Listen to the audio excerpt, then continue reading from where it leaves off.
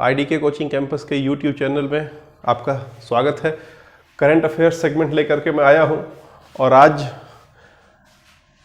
बेहद फोकस जो हमारा रहेगा वो जो निर्मला सीतारमण हमारी केंद्रीय वित्त मंत्री ने कल घोषणा की थी, जो उन्होंने सारे प्लान बताए थे उस पर लेकर के मतलब काफ़ी हद तक जो है कम से कम 4 क्वेश्चन उस पर रहेंगे क्योंकि इम्पॉर्टेंट है। ध्यान देंगे यहाँ पर उन्होंने एमएसएमई, देखिए इस समय सबसे ज़्यादा जो है अगर बढ़ावा किसी चीज़ पर दिया जा रहा है तो वो है एमएसएमई, है ना।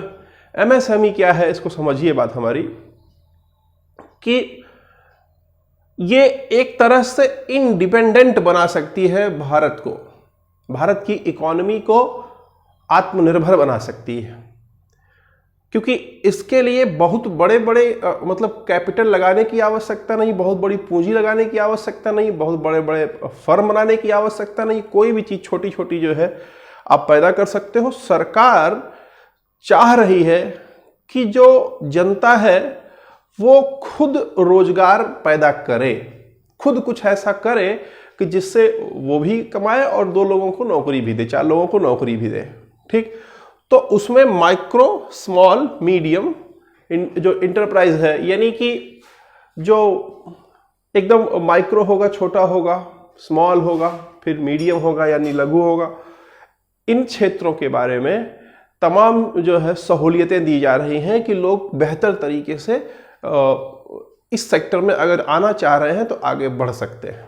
ठीक, तो आप भी अगर चाहें तो कोई शुरुआत करना तो एमएसएमई के तहत जो है सरकार तमाम तरीके की लोन और चीज़ों को दे रही है, और जो बेहद ही कम दामों पर और बेहद ही आसानी से उपलब्ध हो रहा है। ठीक, बशर्ते आपके पास प्रोजेक्ट प्लान होना चाहिए। ठीक है, प्रोजेक्ट प्लान आप तैयार करोगे आपको सारी चीज़ें मिलेंगी। तो आइए समझते हैं इसमें क्या कुछ इंपॉर्टेंट बदलाव हुआ है। कहा गया कि निवेश की सीमा को जो है बढ़ाया जाएगा। ध्यान देंगे, बोला कि निवेश की सीमा को बढ़ा करके एमएसएमई की परिभाषा बदलेंगे। जैसे इसका कहने का मतलब क्या है कि पहले ऐसे मतलब अगर था कि भाई माइक्रो वो होगा जिसका 5 लाख तक पूंजी होगा, मतलब वो माइक्रो में आएगा। बोलता नहीं, अब इस सीमा को बढ़ा देंगे, अगर 10 लाख की पूंजी है तो भी उसको हम माइक्रो में ही मानेंगे। क्लियर है? तो इस तरीके से एमएसएमई की परिभाषा जो है निवेश की सीमा को बढ़ा करके इसकी परिभाषा को बदल रहा है। Point number 1। ठीक, पॉइंट नंबर 2 बोलता है कि टर्नओवर का अतिरिक्त मानदंड भी पेश किया जाएगा, कि जो टर्नओवर के रूल थे उसमें भी चेंज किया जाएगा, आसान किया जाएगा कि किसको माना जाएगा टर्नओवर और किसको नहीं माना जाएगा टर्नओवर, उसमें भी परिभाषा में बदलाव किया जाएगा। क्लियर? आगे बोलता है निर्माण और सेवा क्षेत्र के अंतर को समाप्त कर दिया जाएगा। बहुत बड़ा डिसीजन है ना, बेहद मतलब ये समझो आप, निर्माण और सेवा, आपको मैंने बताया होगा अगर आपको थोड़ा बहुत भी याद हो तो 3 सेक्टर होता है, प्राइमरी, सेकेंडरी और टर्सरी। किसी भी इकोनॉमी के 3 सेक्टर होते हैं, प्राथमिक क्षेत्र, द्वितीयक क्षेत्र और तृतीयक क्षेत्र। प्राइमरी सेक्टर, सेकेंडरी सेक्टर और टर्सरी सेक्टर। प्राइमरी सेक्टर वो सेक्टर होता है जो प्रकृति से हमें डायरेक्ट अगर कोई चीज मिल रहा है तो वो प्राइमरी सेक्टर है। ठीक, सेकेंडरी सेक्टर निर्माण क्षेत्र होता है और टर्सरी सेक्टर जो होता है वो सेवा क्षेत्र होता है। बोलता है इन दोनों के बीच का जो डिफरेंस है इसको समाप्त करके दोनों को एक कर दिया जाएगा। यहां पर आपको मैं बताना चाहूंगा कि टर्सरी सेक्टर भारत में सबसे ज्यादा ग्रोथ पर है और टर्सरी सेक्टर ही भारत के जीडीपी में सबसे ज्यादा योगदान देता है। भारत मतलब हर चीज में सबसे ज्यादा योगदान टर्सरी सेक्टर का है, यानी सेवा क्षेत्र का है। ठीक है, अब बोलता है दोनों को कोलैबोरेट कर देंगे, मतलब दोनों के जो अंतर है इसको हटा देंगे। ठीक है, फिर उसके बाद बोला 12 महीने की मोहलत और 3 लाख करोड़ के गारंटी मुक्त ऋण की व्यवस्था की जाएगी। बात समझिए, यहां पर 12 महीने की मोहलत मतलब कि यहां पर आपको कुल मिलाकर के 3 लाख करोड़ रुपए का जो है लोन देने की बात की गई है एमएसएमई के अंदर, जिसमें गारंटी के बिना लोन दिया जाएगा। ठीक है, आपको किसी तरह की गारंटी देने की आवश्यकता नहीं होगी, या कुछ चीज़ कोई चीज़ मतलब जो है आपको वहाँ पर जमा कराने की आवश्यकता नहीं होगी। गारंटी के बिना आपको 3 लाख करोड़ रुपए तक का, मतलब पूरे देश में 3 लाख करोड़ रुपए तक का लोन देने की बात की गई है, और जिसमें 12 महीने जो है 12 महीने ऋण मुक्त, मतलब वो रहेगा, ब्याज मुक्त रहेगा। ठीक, आगे बोलता है इक्विटी चैनल। इक्विटी चैनल के माध्यम से 50,000 करोड़ रुपए का निवेश किया जाएगा। इक्विटी चैनल क्या होता है, समझिए इस बात को, कि जैसे मान लीजिए मेरी कोई फर्म है, मान लो मेरा कोई मतलब व्यापार है, उसमें कोई और पैसा निवेश करना चाहता हो तो हम उसको कुछ शेयर देंगे। ठीक, तो बोलता है कि इस तरीके से एमएसएमई में 50,000 करोड़ रुपए निवेश का लक्ष्य रखा गया है। ठीक है, जिससे कि जब इसमें पैसा आएगा तो व्यापार बढ़ेगा। आगे बोलता है 200 करोड़ रुपए तक का जो निविदा होगा, जो टेंडर होगा, सामान्यतः अगर इतना बड़ा टेंडर है तो वो वैश्विक लेवल पर, इंटरनेशनल लेवल पर आ जाता है, मतलब विदेश की कंपनियां भी उस टेंडर में भाग ले सकती हैं। लेकिन अब बोला कि 200 करोड़ रुपए तक अगर बात होगी तो 200 करोड़ से कम या 200 करोड़ तक की बात कर रहा है। अगर 200 करोड़ तक की निविदा की टेंडर की बात होगी तो उसमें ग्लोबल की कंपनियां, मतलब अपने देश के बाहर की कंपनियां उसमें इन्वॉल्व नहीं होंगी। क्लियर है। आगे बोलता है कि एमएसएमई को ई मार्केट से लिंक किया जाएगा। ई मार्केट समझ रहे हैं आप, मतलब कुल मिला करके इंफॉर्मेशन कम्युनिकेशन टेक्नोलॉजी से इसको लिंक किया जाएगा।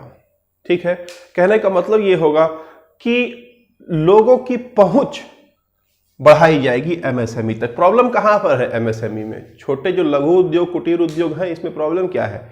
ये पैदा कर सकते हैं, ठीक है, लेकिन ये बिकेगा कहां, इसका सही उचित रेट कहां मिलेगा, वो प्रॉब्लम क्रिएट करता है। तो इसलिए बोलता है कि ई मार्केट का लिंकेज जो है एमएसएमई के द्वारा किया जाएगा। ठीक, तो ये मतलब कुल मिलाकर के 7-8 महत्वपूर्ण जो है एमएसएमई के बारे में बदलाव किए जा रहे हैं। तो इसमें देख लेते हैं। पहला बोलता है निवेश की सीमा बढ़ाकर एमएसएमई की परिभाषा को संशोधित किया जाएगा। टर्नओवर का एक अतिरिक्त मानदंड भी पेश किया जाएगा। तो पहला लाइन सही है। दूसरा बोलता है विनिर्माण और सेवा क्षेत्र के बीच के अंतर को समाप्त किया जाएगा। ठीक, यहां देखिए निर्माण और सेवा क्षेत्र के अंतर को समाप्त किया जाएगा, इसलिए दोनों सही है, इसलिए C for cat is the correct answer. तो आइए क्वेश्चन नंबर 2 की ओर चलते हैं। दूसरे नंबर के क्वेश्चन पर आते हैं। क्वेश्चन नंबर 2 बोलता है आयकर के संदर्भ में निम्नलिखित कथनों पर विचार करें। देखिए, आयकर के संदर्भ में निम्नलिखित कथनों पर विचार करें। अगर आयकर से संबंधित इस साल कोई भी सवाल आता है तो एक बात ध्यान रखिएगा, हमेशा एक बात ध्यान रखिएगा, मैं आपको बता दे रहा हूं, लॉजिक बता दे रहा हूं, हमेशा ध्यान रखिएगा कि हर वो चीज जो मार्केट में पैसा बढ़ाए, सरकार वो काम करेगी इस साल। इसके पहले तक ऐसा नहीं था। इसके पहले तक केस बाय केस बेसिस पे कभी बढ़ा रही थी, कभी घटा रही थी। लेकिन इस साल क्या होगा, जैसे भी अगर चाहे जैसे करके बाजार में पैसा ज्यादा आए, वो काम सरकार करेगी। ठीक है, तो जब भी इससे संबंधित सवाल पूछेगा तो आप ध्यान देना कि क्या करने पर बाजार में पैसा ज्यादा आएगा, वही चीज सही होगा।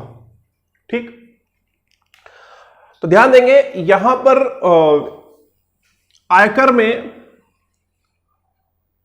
कल ही घोषणा हुई है कि टीडीएस और TCS, tax deducted at source, tax collected at source, बोलता है इस दोनों में 25% की कमी की जाएगी। क्या होता है टीडीएस टीसीएस, बड़ा डिटेल में नहीं जाएंगे यहां पर, बस इतना समझिए कि इंडिविजुअल की कमाई जो होती है, जब उस पर वो इंडिविजुअल की कमाई है एक निश्चित सीमा से ऊपर जब वो कमाता है तो उस पर सरकार जो टैक्स लेती है, टैक्स डिडक्ट करती है, वो टीडीएस कहलाता है। ठीक है, टीसीएस क्या होता है कि जब कोई आप सामान खरीदते हो, ठीक है, तो जब आप सामान खरीदते हो तो जो उस पर कर आप देते हो और जो दुकानदार ग्राहक टैक्स कलेक्ट करता है आपसे, वो टीसीएस होता है, टैक्स कलेक्टेड एट सोर्स।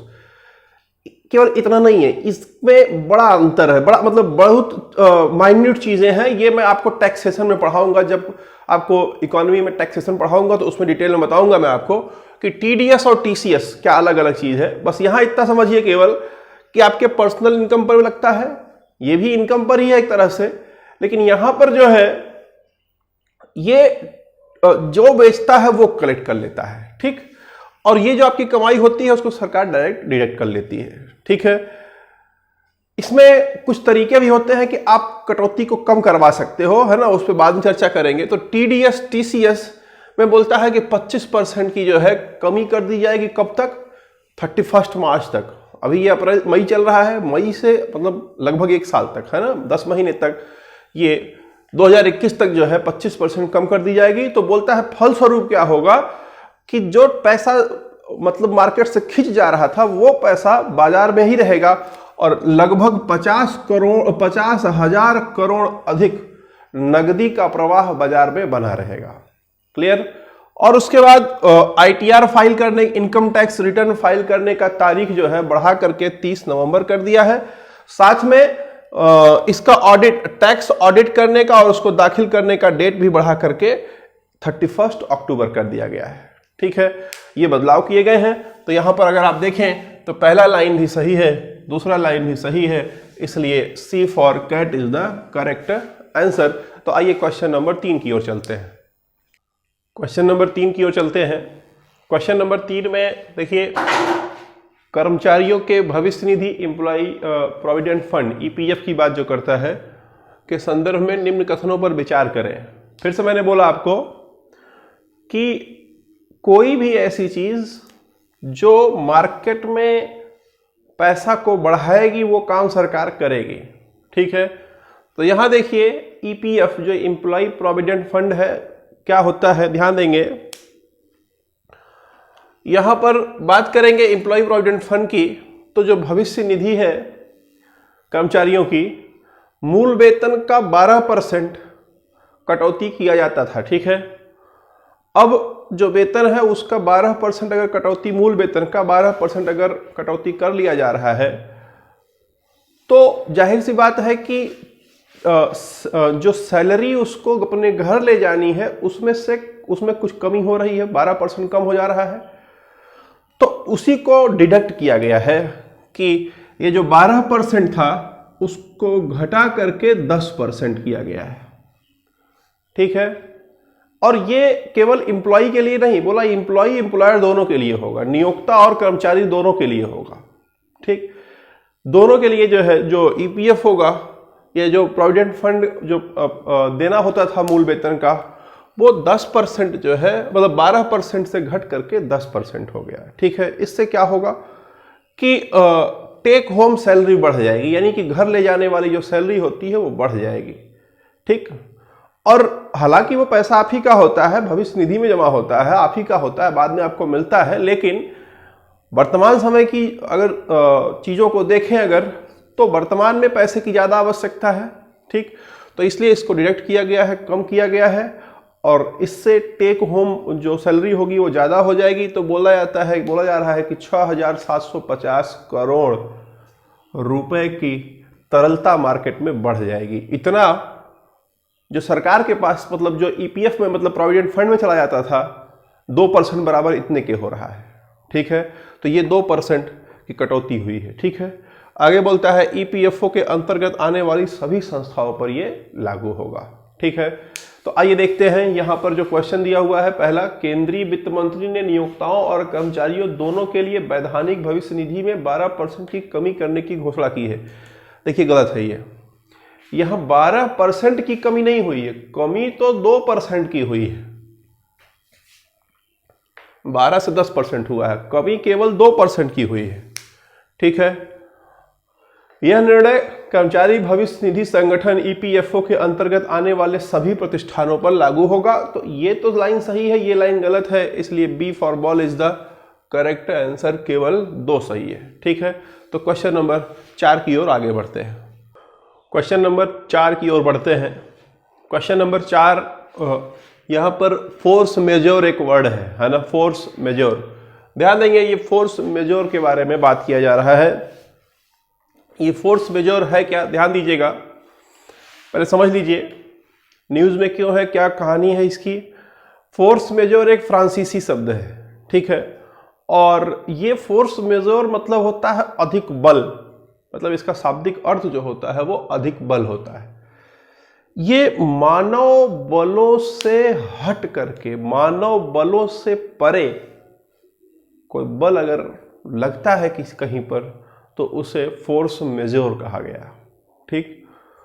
तो प्राकृतिक आपदाएं जब आती हैं तो कोई भी कार्य करने की जो तय समय सीमा होती है, ध्यान देंगे मेरी बात, कोई भी कार्य करने की जो तय समय सीमा होती है उस समय सीमा में छूट दे दी जाती है, एक क्लॉज बना करके, नाम उसका है फोर्स मेजोर, कि कोई प्राकृतिक आपदा आई जिसके कारण जो काम करने की तय समय सीमा थी उसको बढ़ाया जा रहा है। तो ये जो क्लॉज है उस क्लॉज को फोर्स मेजोर कहा जाता है, ठीक है, किसी भी सेक्टर में। तो रियल इस्टेट की बात करें, देखिए यहां पर रेरा जो है, रेरा का मतलब समझिए आप, रियल इस्टेट रेगुलेटरी अथॉरिटी। ये जो हमारे देश में रियल इस्टेट का व्यापार है, पहले से ही नोटबंदी और जीएसटी लागू होने के बाद, खास करके नोटबंदी के बाद, ये जो रियल इस्टेट का बिजनेस था वो एकदम धड़ाम से नीचे गिर चुका है, ठीक है। उसके पीछे बहुत सारे रीजन हैं, ठीक, कभी चर्चा करेंगे उस पर। तो ये जो रियल इस्टेट पहले से ही मतलब जो है चल रहा था अपने डिप्रेशन की स्थिति में, और ऊपर से कोरोना वायरस आया। अब जो लोग कोई टारगेट लिए हुए थे कि हम आपको मकान का पोजीशन या कोई बिल्डिंग है उसको बना करके फला टाइम पर दे देंगे, अगर वो उस टाइम पर नहीं देते हैं तो उनके ऊपर कई तरह के केसेस जो है डाले जा सकते हैं। तो सरकार ने फोर्स मेजोर क्लॉज के तहत उनका जो समय सीमा है उसको 6 माह तक आगे बढ़ा दिया कि कोरोना वायरस एक प्राकृतिक आपदा है जिसके कारण सही समय पर कार्य पूरा नहीं हो पाएगा, तो 6 माह का एक्सटेंशन उनको दिया जा रहा है। इसमें महत्वपूर्ण चीज है ये वर्ड फोर्स मेजोर, ठीक है, इसको हमेशा अपने दिमाग में रखिएगा, ये एग्जाम में पूछा जा सकता है, वर्ड फोर्स मेजोर, ठीक। तो इस पे घोषित किया गया, अभी केंद्रीय वित्त मंत्री निर्मला सीतारमण ने जो है इसको घोषित किया है, अभी इसलिए न्यूज में है। तो रियल्टी कानून रेरा के तहत कोरोना वायरस के प्रकोप को फोर्स मेजोर की घटना के रूप में मानते हुए रियल इस्टेट डेवलपर्स के लिए परियोजनाओं को पूरा करने की समय सीमा में 6 माह की बढ़ोतरी की गई है। लाइन सही है। दूसरा लाइन, एक फोर्स मेजोर स्थिति मानव नियंत्रण से परे असाधारण घटनाओं और परिस्थितियों को संदर्भित करती है। लाइन दूसरा भी सही है। तो इस प्रकार आप देखेंगे C for cat is the correct answer for this question. तो 4 क्वेश्चन हो गया है, 5वें क्वेश्चन पर चलते हैं। क्वेश्चन नंबर 5 की ओर बढ़ते हैं। Question number 5, prime minister cares fund, PM care है ना, prime minister citizen assistance and relief in emergency situation, PM cares fund के संदर्भ में निम्न कथनों पर विचार करें। यहां पर बड़ा बवाल हुआ था। बवाल का मतलब यह था कि जब पहले से ही प्रधानमंत्री का एक कोष था तो अलग से एक ट्रस्ट बनाने की आवश्यकता क्यों पड़ गई। सोनिया गांधी ने उस समय सवाल उठाया था जब इसको बनाया गया था, तो उस पर बड़े लोगों ने क्वेश्चन किए थे कि आखिर में इसको बनाया क्यों गया है, ठीक है। उसके पीछे तमाम रीज़न है, एक्सप्लेन करेंगे। यहाँ पर इम्पोर्टेंट जो है उसको समझिए पहले कि वो पीएम केयर फंड में लोगों ने दान दिया, छोटे बड़े अमीर गरीब लोगों ने सबने दान किया।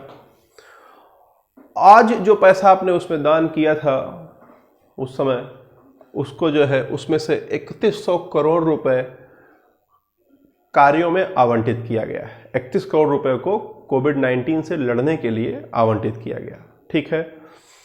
और उसमें 3100 में से 2000 करोड़ वेंटिलेटर खरीदने के लिए बोला आवंटित किया गया है। और वो सारे वेंटिलेटर मेक इन इंडिया रहेंगे। ठीक, 1000 करोड़ प्रवासी मजदूरों की देखभाल करने के लिए। ठीक है, जो प्रवासी मजदूर होंगे, मतलब जो मजदूर दूसरे प्रदेश से दूसरे प्रदेश में जाके काम कर रहे हैं, उनकी देखभाल करने के लिए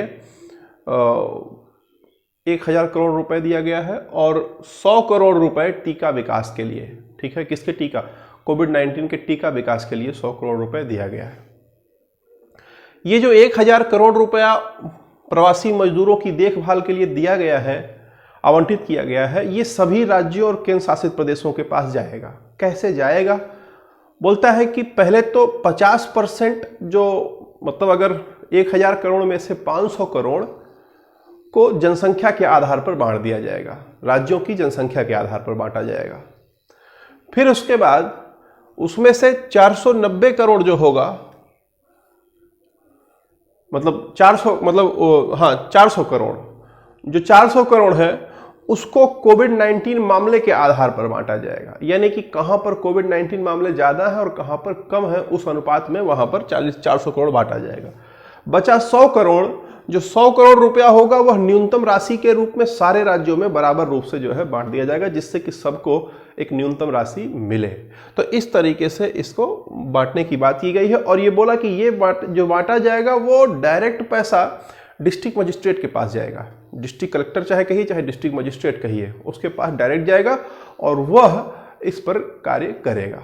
ठीक, आगे बढ़ते हुए ये जो पीएम केयर फंड है 27 मार्च 2020 को एक ट्रस्ट के रूप में फाउंड किया गया है, जिसका अध्यक्ष पदेन रूप से, मतलब कि अगर कोई प्रधानमंत्री होगा तो वह स्वतः इस ट्रस्ट का सभापति बन जाएगा या अध्यक्ष बन जाएगा। तो प्रधानमंत्री इसकी अध्यक्षता करता है।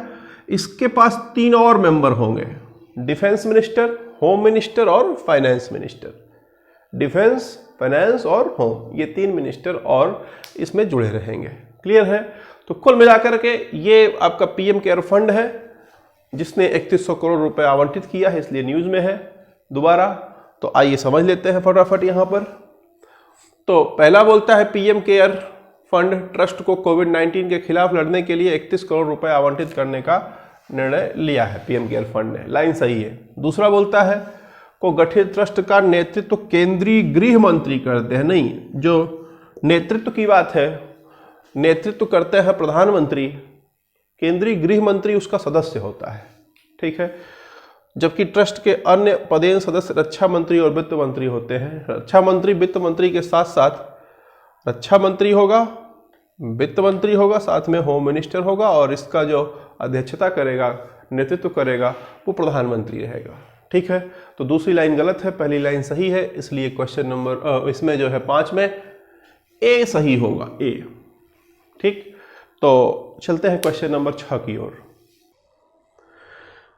क्वेश्चन नंबर 6 की ओर बढ़ते हुए, क्वेश्चन नंबर 6 में बोला हुआ है कि आत्मनिर्भर अभियान, अभी आत्मनिर्भर अभियान की बात हुई, हमारे प्रधानमंत्री ने बात किया, और उसके बाद अगले दिन उसको कैसे क्रियान्वित करेंगे, हमारी फिनेंस मिनिस्टर ने आकर के सारी चीज़ों को बताया।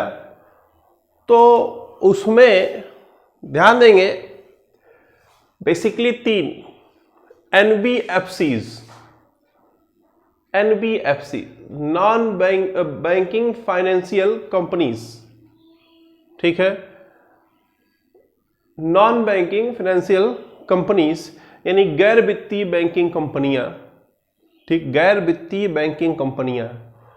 उसके अलावा एचएफसी, ठीक है, हाउसिंग फाइनेंस कंपनियां जो हाउसिंग में फाइनेंस करती हैं, और एमएफआई यानी माइक्रो फाइनेंस इंस्टीट्यूशन जो होते हैं, माइक्रो फाइनेंस जो कंपनी मतलब इंस्टीट्यूशन है जो छोटे छोटे ऋण देते हैं। ठीक, आत्मनिर्भर बनाने के लिए इन तीनों के माध्यम से आरबीआई द्वारा 30,000 करोड़ की तरलता को बढ़ाने की बात की गई है। भारत सरकार उस पर 100% की गारंटी ले रही है। समझ रहे हैं बात? और एनबीएफसी तथा एमएफआई माइक्रो फाइनेंसिंग जो इंस्टीट्यूट हैं, उनके लिए और एनबीएफसी के लिए 45,000 करोड़ रुपए के ऋण के गारंटी की व्यवस्था की गई। ठीक है, तो यहां पर बेसिकली तरलता बढ़ाने के लिए सरकार हर वो काम कर रही है जो आवश्यक है। ठीक, तो यहां पर आरबीआई द्वारा जो तरलता बढ़ाई जाएगी उस पर 100 का 100%, 30,000 करोड़ की बढ़ाने की बात है, उस पर 100% पूरी की पूरी गारंटी भारत सरकार ले रही है। ये किसके माध्यम से बढ़ाया जाएगा? एनबीएफसी, एचएफसी और उसके बाद एमएफआई के द्वारा, तीनों के द्वारा बढ़ाया जा रहा है। ठीक है, तो यहां पे बोलता है कि तरलता समर्थन के पात्र कौन कौन हैं, तो एनबीएफसी भी है, एचएफसी भी है, एमएफआई भी है। तो यहां पर ये देखिए तीनों सही है, इसलिए D for dog is the correct answer. तो क्वेश्चन नंबर 7 की ओर बढ़ते हैं। क्वेश्चन नंबर 7 की ओर बढ़ते हुए क्वेश्चन नंबर 7 में देखिए, हाल ही में समाचारों में देखा गया ग्लोबल न्यूट्रिशन रिपोर्ट 2020। ठीक है, ये जो ग्लोबल न्यूट्रिशन रिपोर्ट 2020 की बात कर रहा है, पूछता है कि किसके द्वारा प्रकाशित किया जाता है, यूनेस्को द्वारा, विश्व स्वास्थ्य संगठन द्वारा, यूएनडीपी द्वारा, या इनमें से कोई नहीं। ठीक है, समझते हैं बात को, ध्यान देंगे। ग्लोबल न्यूट्रिशन रिपोर्ट ये जो है एक्शन में आया 2013 से। ठीक, 2013 के बाद से 2013 में एक सम्मेलन हुआ N4G, न्यूट्रिशन फॉर ग्रोथ, एक सम्मेलन हुआ। उसके बाद इसकी कल्पना की गई और उसमें 4 चीज़ों पर ध्यान देने की बात की गई। पहला बोला कि प्रजनन आयु की महिलाओं में एनीमिया में कमी लाना। मतलब देखिए, ध्यान दीजिए, ये रिपोर्ट न्यूज़ में क्यों है? क्योंकि जो मानक 2025 में अचीव करने हैं, ऐसा प्रतीत हो रहा है कि भारत उन देशों में शामिल होगा जो मानक को अचीव नहीं कर पाएगा। उन 88 देशों में शामिल होगा जो मानक तय किए गए हैं 2025 में। पोषक स्तर के न्यूट्रिशन जो लेवल होगा, उसका जो स्तर तय किया गया है पूरी दुनिया के लिए, उसमें लगता है कि भारत 2025 तक में उसको पूरा नहीं कर पाएगा। उसमें क्या चीज़ें हैं? 4 मानक तय किए गए। पहला बोलता है प्रजनन आयु की महिलाओं में एनीमिया, वो महिलाएं जो, यहाँ पर मैं बात करूँगा 19 साल से 49 साल के बीच की मैं बात करूँगा। ठीक है, बात किया है कि 19 साल से 49 साल की महिलाओं में देखा गया कि औसतन 2 महिलाओं में 1 को एनीमिया पाया जा रहा है। ठीक है, एनीमिया आप समझ पा रहे होंगे कि उनके जो हीमोग्लोबिन का जो साइज होता है वो कुछ ऐसा हो जाता है कि वो ऑक्सीजन का ट्रांसपोर्टेशन उसको सुचारू रूप से नहीं कर पाता है। ठीक, तो ऑक्सीजन की कमी हो जाती है। तो मुख्य रूप से बोलता है कि प्रजनन आयु की जो महिलाएं हैं उनमें एनीमिया ज़्यादा हो रहा है। दूसरा बोलता है कि बचपन में अधिक वजन, बच्चों में लोग ऐसा मतलब पालन पोषण कर रहे हैं, डब्बे का दूध पिला रहे हैं वगैरह वगैरह जो भी चीज़ें हैं, तो बचपन में ही बच्चों का वजन काफ़ी ज़्यादा बढ़ जा रहा है। ठीक, ये एक समस्या है। तीसरी बोला अनन्य स्तनपान, मतलब होता है कि 6 माह तक बच्चे को जो है केवल स्तनपान से ही जो है उसको पोषित होना चाहिए, लेकिन आज के डेट की स्थिति ये है कि जो माताएं हैं उनमें पोषक स्तर का इतना कमी है कि वो स्तनपान करा पाने में सक्षम ही नहीं है। तो यहाँ पर इसकी कमी हो रही है। और आगे बोलता है 5 वर्ष तक की आयु में स्टंटिंग, यानी कि आप देख रहे हैं कि 5 वर्ष तक की आयु में जो औसत ग्रोथ बच्चे का होना चाहिए था, वो ग्रोथ उतनी, उसकी लंबाई जो है नहीं बढ़ पाती, नाटापन उसके अंदर आ जाता है। तो बोला कि ये जो 4 समस्याएं हैं, इन चारों समस्याओं को 2025 तक दूर करना है। ठीक है, और भारत यहाँ पर इन समस्याओं को 2025 तक दूर करता हुआ नहीं दिख रहा है, ये रिपोर्ट में प्रकाशित हुआ है। और ये जो रिपोर्ट है ये स्वतंत्र रिपोर्ट है, किसी के द्वारा ये सहकर्मी समीक्षा का है, यानी कि आपके साथ काम कर रहा है कोई, वो बता देता है। ठीक है, तो एक ये जो समीक्षा हो रही है ग्लोबली, इसको किसी संस्था द्वारा यहाँ पर जो है प्रकाशित नहीं किया जाता है, ये इंडिपेंडेंट है। ठीक है, तो यहाँ पर जब बात करेंगे ऑप्शन की, तो न तो यूनेस्को है, न ये है, न ये है, मतलब इंडिपेंडेंट है, तो इसमें जाहिर सी बात है इनमें से कोई नहीं होगा। तो D for dog is the correct answer. तो बढ़ते हैं क्वेश्चन नंबर 8 की ओर। क्वेश्चन नंबर 8 की ओर बढ़ते हैं। क्वेश्चन नंबर 8 में देखिए एक ड्रिल विकसित किया गया है, lucky seed drill. Lucky seed drill क्या है, ध्यान समझिएगा बात। लकी सीड ड्रिल ये पंजाब एग्रीकल्चर यूनिवर्सिटी द्वारा डेवलप किया गया है। प्रॉब्लम क्या है कि पंजाब या हरियाणा में, जैसे हमारे उत्तर प्रदेश बिहार में ढेर सारे लेबर मिल जाते हैं, पंजाब या हरियाणा में उस तरह के लेबर उपलब्ध नहीं है, या अपने यहाँ भी उतना उपलब्ध नहीं है। तो यहाँ पर ये जो लकी ड्रिल मशीन डेवलप किया गया है वो किस लिए किया गया है, बेसिकली धान की बुआई के लिए किया गया है। सामान्य तौर पर क्या किया जाता था अभी तक कि पहले धान के लिए नर्सरी तैयार की जाती थी, उस नर्सरी में धान पहले जो है बोया जाता था, फिर उसके बाद लगभग इसके 10 गुना बड़े आकार तक में, 10 से 20 गुना बड़े आकार तक में इससे निकाल करके इसमें रोपाई की जाती थी। ठीक, नर्सरी के पौधों की रोपाई की जाती थी।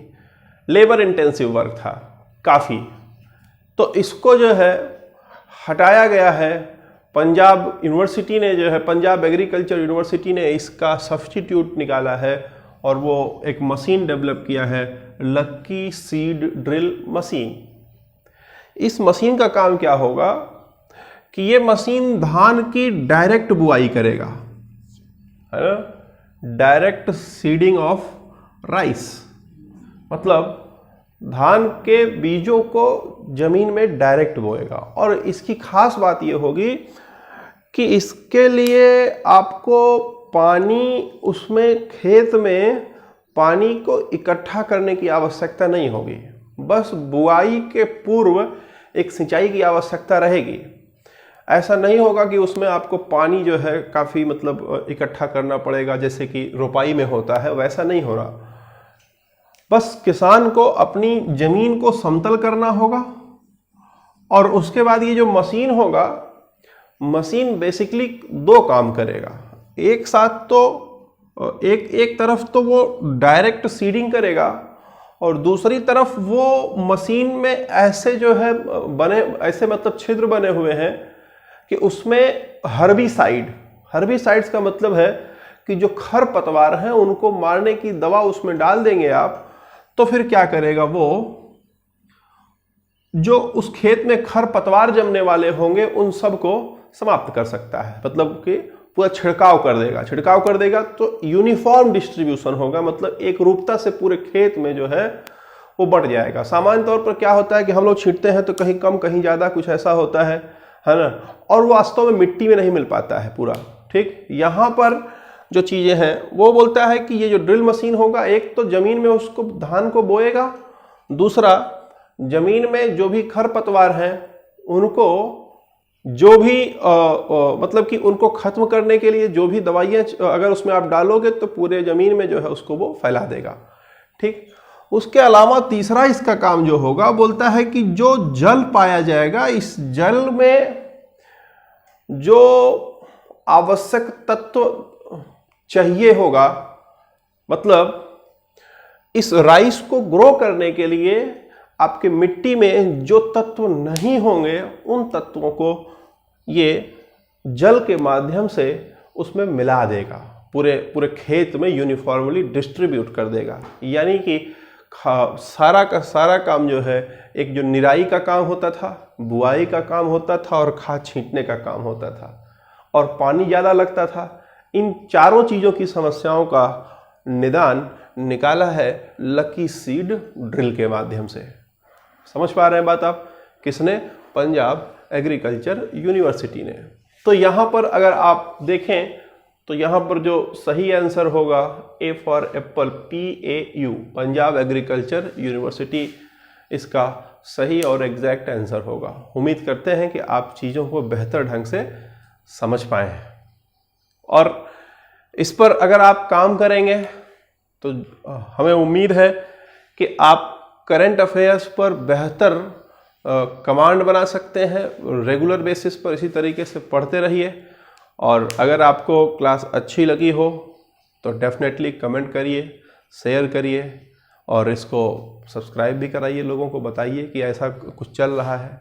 Thank you.